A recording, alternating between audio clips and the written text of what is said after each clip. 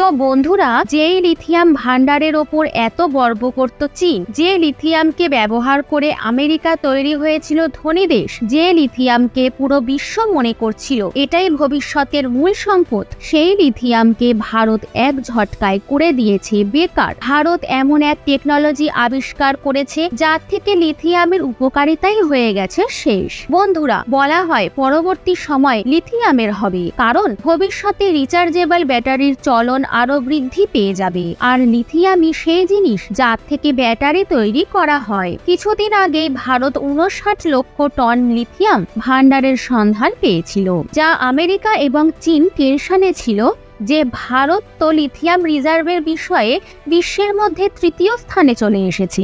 কিন্তু ভারত হঠাৎই এমন এক প্রযুক্তির আবিষ্কার করেছে যার থেকে লিথিয়ামের ব্যবহার শেষ হয়ে যাবে। ভারতের এই প্রযুক্তি থেকে আমেরিকা এবং চীনের লিথিয়াম সম্পূর্ণ বেকার হয়ে যেতে চলেছে, কারণ ভারতের আবিষ্কার পুরো বিশ্বকেই আশ্চর্য করে দিয়েছে। তো বন্ধুরা, আজকের এই ভিডিওতে ভারতের সেই খোঁজের বিষয়ে কথা বলবো। তো বন্ধুরা, ভিডিওটি শেষ পর্যন্ত অবশ্যই থাকবে। ভারতের এই সফলতার জন্য ভিডিওটিতে একটি লাইক অবশ্যই করবেন, যা একদম ফ্রি। বন্ধুরা, আমি সুতপা আর আপনারা দেখছেন অনলি বাংলা। তো বন্ধুরা, ভারতের বৈজ্ঞানিকরা এমন এক প্রযুক্তির আবিষ্কার করেছে যেটা ভারতকে গ্রিন এনার্জির বাদশা করে দেবে। বন্ধুরা, ভারত টেকনিকের এমন কিছু আবিষ্কার করেছে যাকে দেখার পরে পুরো বিশ্বই আশ্চর্য হয়ে গেছে। এর থেকে না কেবল দূষণের সমস্যা দূর হবে, বরং ভারতকে ব্যাটারি তৈরি করার জন্য লিথিয়ামের প্রয়োজনও হবে না। অর্থাৎ ভারত এক ছটকাতেই সম্পূর্ণ বিশ্বের লিথিয়াম ভান্ডারকে বেকার করে দিয়েছে।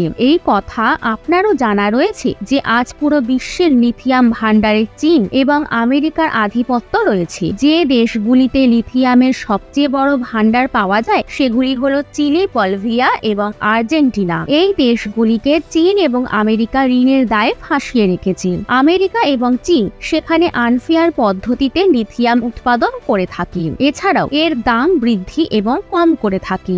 এই কারণে মূল্য বৃদ্ধি সমস্যার সম্মুখীন সম্পূর্ণ বিশ্বকেই করতে হয়। বন্ধুরা, এই লিথিয়ামকে বহুমূল্য খনিজ সম্পদের শ্রেণীতে রাখা হয়ে থাকে। বিশেষভাবে এর ব্যবহার মোবাইল, ল্যাপটপে এবং ইলেকট্রিক যানবাহনের ব্যাটারি তৈরি করা হয়ে থাকে। আর এই কারণের জন্যই লিথিয়ামের গুরুত্ব ক্রমাগতই আরো বৃদ্ধি পেয়েই চলেছে। কিন্তু এখন ভারতের বৈজ্ঞানিকরা এমন এক টেকনিককে ডেভেলপ করে নিয়েছে যে প্রযুক্তি ব্যবহার করে যদি ব্যাটারি তৈরি করা হয় তাহলে লিথিয়ামের আর কোনো প্রয়োজনই হবে না।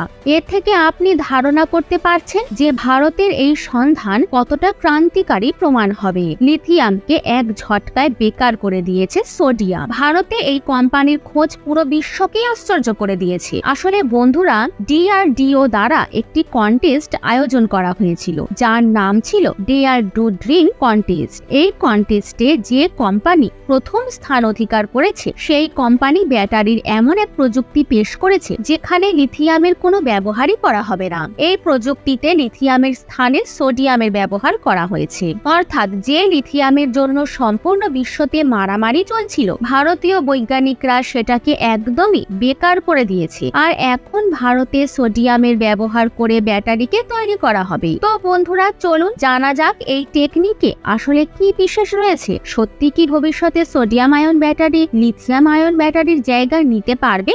বন্ধুরা, এই কথা তো আপনিও জানেন, জলবায়ু পরিবর্তনের কারণে ভয়ে রয়েছে।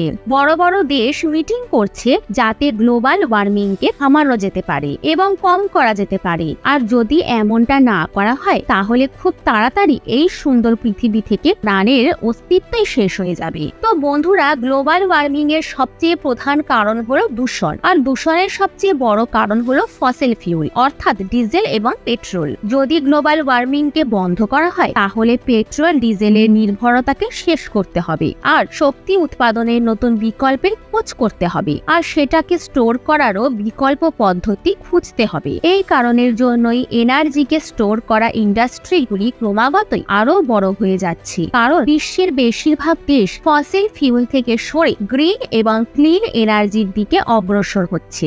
অর্থাৎ পরবর্তী সময়ে পেট্রোল ডিজেলের ওপর নির্ভরতা প্রায় শেষ হয়ে যাবে। এমনকি গাড়িও ব্যাটারি দ্বারাই চলবে। যদি সহজ ভাষায় বলা হয় তাহলে যেমন ভাবে বিশ্ব গ্রিন এনার্জির দিকে মুভ করছে তেমন ভাবেই ব্যাটারি ডিমান্ডও ক্রমাগতই বৃদ্ধি পাচ্ছে। এই অবস্থায় যদি ভারতীয় বৈজ্ঞানিকরা এই টেকনিককে সফলতাপূর্বক বিকশিত করে নেয় তাহলে বিশ্বাস করুন পরবর্তী সময়ে ভারত পুরো অটোমোবাইল সেক্টরের কিং হয়ে যাবে। যেখানে একদিকে সম্পূর্ণ বিশ্বতে লিথিয়ামকে নিয়ে মারামারি চলবে, তখন অন্যদিকে ভারত সোডিয়ামের ব্যবহার করে সস্তা দামে ব্যাটারি তৈরি করবে। আসলে বন্ধুরা, 4 অক্টোবর 2021 সালে DRDO dare to dream contest organize করেছিল। এই কন্টেস্টে পুরো দেশের যুবকদের বিশেষ করে ইনোভেটিভ স্টার্টআপকে আমন্ত্রণ জানানো হয়। এর মধ্যে একটা স্টার্টআপ কোম্পানি যার নাম হলো ND এনার্জি টাইড। এই কোম্পানি সোডিয়াম আয়ন দ্বারা ব্যাটারি পেশ করেছিল।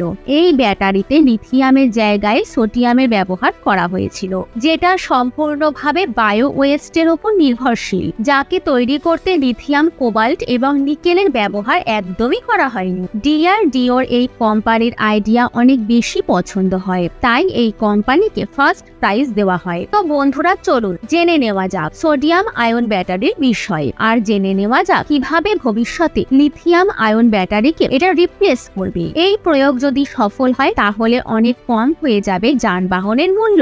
বন্ধুরা, সোডিয়াম আয়ন ব্যাটারি একদম লিথিয়াম আয়ন ব্যাটারির মতোই কাজ করে থাকে। পার্থক্য শুধু এটুকুই যে এতে লিথিয়ামের জায়গায় সোডিয়াম ব্যবহার করা হয়ে থাকে।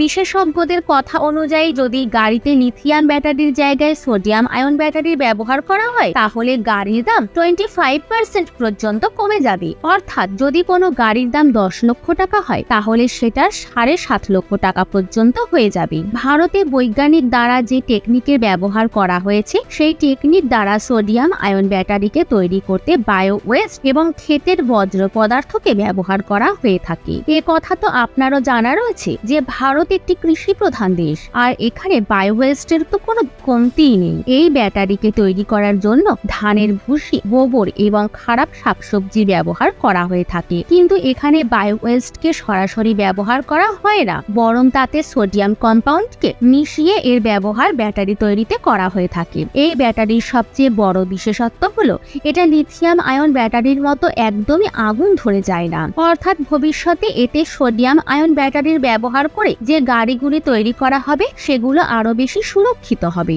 যদি ভারত এই ব্যাটারি তৈরি করতে সম্পূর্ণভাবে সফলতা অর্জন করতে পারে তাহলে এর থেকে আপনি ধারণা করুন সোডিয়াম আয়ন ব্যাটারি ভারতের জন্য কতটা গুরুত্বপূর্ণ হতে পারে। সম্পূর্ণ বিশ্বতে এমন কত দেশ থাকবে যারা ভারতীয় ব্যাটারি ক্রয় করার জন্য লাইনে দাঁড়িয়ে থাকবে। নিশ্চিতভাবে তখন ভারত এনার্জি সেক্টরের কিং হয়ে যাবে। চীন এবং আমেরিকার দাদাগিরি একদমই শেষ হয়ে যাবে। এই কথা তো আপনিও জানেন যে বেশিরভাগ ব্যাটারিকে তৈরি করতে লিথিয়ামের ব্যবহার করা হয়ে থাকে, কিন্তু বেশি ডিমান্ড এবং কম সাপ্লাই এর কারণে লিথিয়ামের দাম আকাশ ছোঁয়া। আর এই কারণের জন্যই বৈজ্ঞানিকরা লিথিয়ামের বিকল্প পদ্ধতির সন্ধান করেছে, আর একে নিয়ে গোটা বিশ্বতেই রিসার্চের কাজ চলছে। এই অবস্থায় যদি ভারতীয় বৈজ্ঞানিকরা এই ব্যাটারিকে তৈরি করতে সফল হয়ে যায় তাহলে এটা লিথিয়াম আয়ন ব্যাটারির সবচেয়ে বড় বিকল্প প্রমাণ হবে। তো বন্ধুরা, এখনো তো এই টেকনিক শুরুর মাত্র প্রথম ধাপে রয়েছে, আর এতে আরো বেশি পরিমাণের রিসার্চের প্রয়োজন রয়েছে।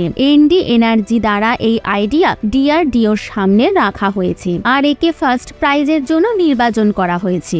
অর্থাৎ এই টেকনিকের দম তো রয়েছে, কিন্তু এর সাথেই এর ওপর রিসার্চ নেক্সট লেভেল পর্যন্ত পৌঁছানোর প্রয়োজন রয়েছে। যে কোনো সেক্টরের কিং হওয়ার রাস্তা একদমই সহজ হয় না। যদি ভারতকে এনার্জি সেক্টরের কিং তৈরি করতে হয় তাহলে এতে রিসার্চের কাজ আরো বৃদ্ধি করতে হবে, আর এর সাথে ফান্ডিংও করতে হবে, যাতে আমাদের বৈজ্ঞানিকরা এরকম ব্যাটারিকে তৈরি করতে সক্ষম হয়, যেটা না কেবল ভারতের জন্য বরং পুরো বিশ্বের জন্যই উপযোগী প্রমাণ হবে। আর ভারতীয় টেকনোলজির দমও পুরো বিশ্ব দেখতে পাবে। বন্ধুরা, সোডিয়াম আয়ন ব্যাটারির একটি সুবিধা হলো এটা অনেক বেশি কমিউনিকেটিভ হয়ে থাকে, আর এটা বারবার চার্জ এবং ডিসচার্জ করা সত্ত্বেও এই শক্তি উৎপাদন ক্ষমতাকে একই রাখে। এছাড়াও এই ব্যাটারি স্থানীয় দূষণকেও অনেক কম করতেও অনেক সাহায্য করবে, কারণ ইলেকট্রিক ভেহিকেল এবং পোর্টেবল ডিভাইসের তেলের জন্য বৈকল্পিক অটোমেটিক সোর্স রূপে এটাকে ব্যবহার করা যেতে পারে। এ কথা তো আপনিও জানেন, আজ প্রত্যেক ভারতীয় এই দূষণকে শেষ করতে চায়, ইলেকট্রিক যানবাহন ক্রয় করতে চায়, কিন্তু এর অতিরিক্ত দামের কারণে এর থেকে সবাই বিরত থাকে। গ্রাহকরা জাগ্রত থাকার সত্ত্বেও এটা ক্রয় করতে পারে না। ইলেকট্রিক গাড়ির নির্মাণের সবচেয়ে বেশি খরচ তার ব্যাটারিতেই হয়ে থাকে, আর এর সবচেয়ে বড় কারণ লিথিয়ামের দাম। সোডিয়াম আয়ন ব্যাটারি আসার কারণে না কেবল দূষণ কম হবে, বরং জিরো কার্বন অ্যাম্বিশনের লক্ষ্যকেও পূরণ করা যাবে। তো বন্ধুরা, এই ভিডিওতে এখন তো এতটাই। যদিও আপনার কি মনে হয়, আপনিও কি বেশি দাম হওয়ার কারণে ইলেকট্রিক যানবাহনের দিকে মুভ করতে পারছেন না? আপনি আপনার মতামত কমেন্টের মাধ্যমে অবশ্যই জানাবেন।